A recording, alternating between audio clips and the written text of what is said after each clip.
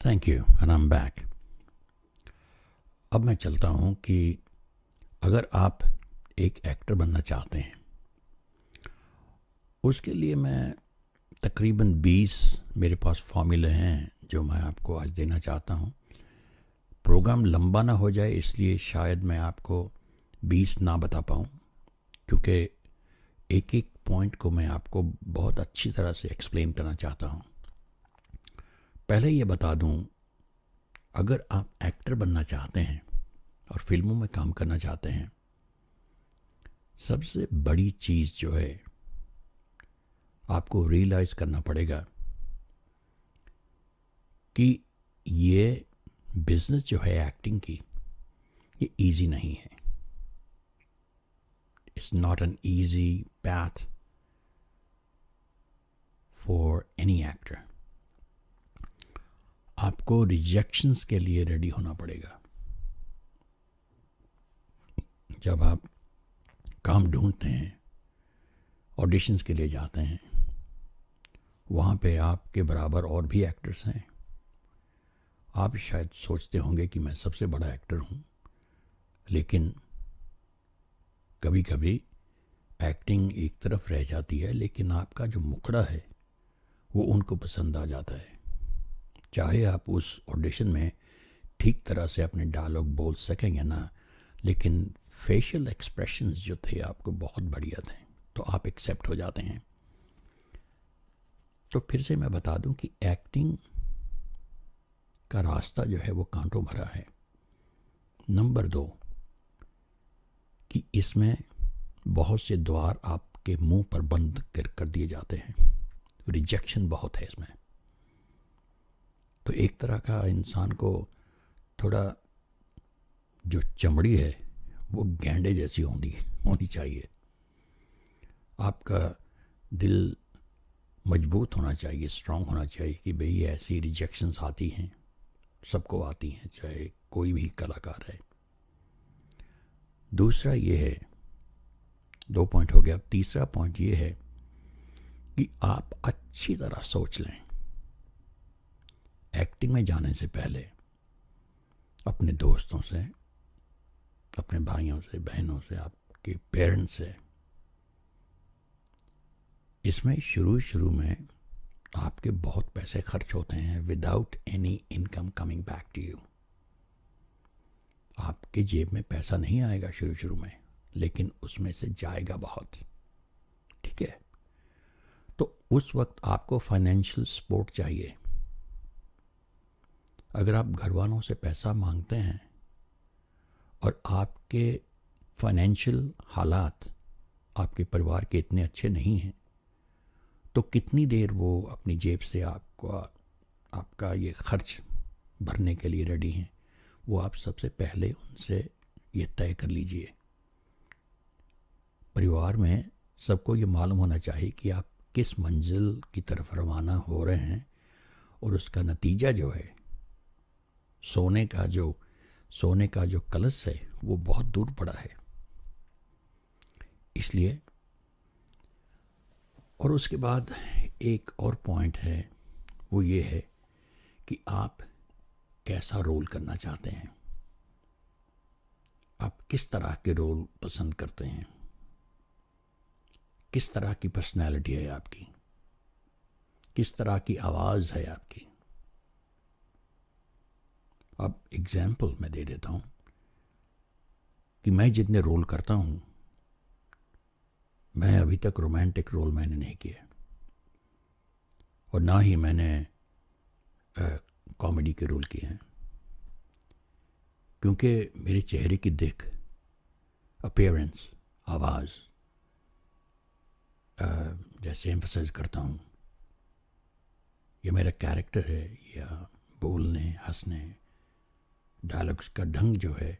I usually do father के role, police के role, एक ऑफिस एग्जीक्यूटिव के रोल्स, डॉन के रोल। मुझे याद है जब मैंने ये शेव किए थे बाल, तो एक खान का रोल था, और मैं इतना पैशनेट था मैं चाहता था कि रोल किसी और को ना मिले। तो उन्होंने बोला कि डेव आपको ये सर के बाल शेव करने पड़ेंगे। तो मैंने कहा इसमें बड़ी बात क्या है सर, बाल तो घर की खेती है, फिर शेव छोड़ दो तो फिर से बाल आ जाएंगे। तो वो खान का रोल था जिसमें मैं भारत से आए हुए लोगों को ड्रग डील्स में डालता हूँ और फिर पुलिस मेरे घर आती है। तो जब मुझे टेस्ट दिया गया था, मेरा ऑडिशन लिया था, तो मुझे जो डायलॉग दिया था वो अभी तक मुझे याद है। और बोलते हैं डेव साहब एक लाइन ये बोल के दिखा दीजिए हमें, ताकि हमको मालूम हो जाए कि आप रोल का हकदार हैं। मैंने कहा ठीक है। तो वो पुलिस वाला मेरे पास आता है और मेरा चौकीदार बोलता है सर बाहर एक पुलिस का आया है आदमी जो आपसे मिलना चाहता है। तो मैं उनसे बात करता हूँ। हाँ बोलिए, किससे बात करना चाहते हैं आप, किसको मिलने आए हैं? देखिए वैसे तो मैं वक्त के बगैर किसी से बात नहीं करता, लेकिन फिर भी आपको 2 मिनट देता हूँ अपनी बात कहने के लिए। बोलिए क्या कहना चाहते हैं। तो वो ये पुलिस वाला मुझसे कहता है कि सर आपके अगेंस्ट एक रिपोर्ट है। तो फिर से मेरा डायलॉग स्टार्ट होता है। देखो बेटे, लगता है तुम्हें ये पुलिस में ज़्यादा देर नहीं हुई। कितना कमा लेते हो एक महीने का? 2000, 3000? देखो बरखुरदार, जो तुम एक महीने में कमाते हो वो पैसा मैं अपने कुत्तों के बिस्किटों पर खर्च दे देता हूँ। ऐसे करो, घर जाओ, मेरे आदमी तुम्हें तुम्हारा तोहफा तुम्हारे घर पर पहुँचा देंगे। बस ऐसे कुछ डायलॉग था। तो that got finish, so I got my role. और उसके बाद फिर मैंने कभी बाल रखे नहीं। वैसे भी अब कमती होंगे इफ़ आई ग्रो दम, but that's how I got shaped. तो मेक श्योर कि आपकी पर्सनैलिटी कौन सी है, आप क्या चाहते हैं, कैसे रोल में आप हैं। मुझे, क्योंकि सब लोग जानते हैं कि मैं वाइट हिल के साथ काम करता हूँ, वाइट हिल प्रोडक्शन कंपनी, और ये भगवान की दया है कि जितनी भी फिल्में हमने बनाई हैं वाइट हिल के अंडर वो बहुत कामयाब हुई हैं। अभी लेटेस्ट वन जो सरदार जी बहुत कामयाब हुई है। और हमारे दिलजीत दोसांझ साहब, जिनसे हमने 5 फिल्मों में उनको साइन किया है, उनका लक है या हमारा लक है, बहुत बढ़िया फिल्में बनती हैं और दे मेक मनी। तो इसके लिए वाइट हिल, उसका जो क्रू है वो बहुत मेहनती है।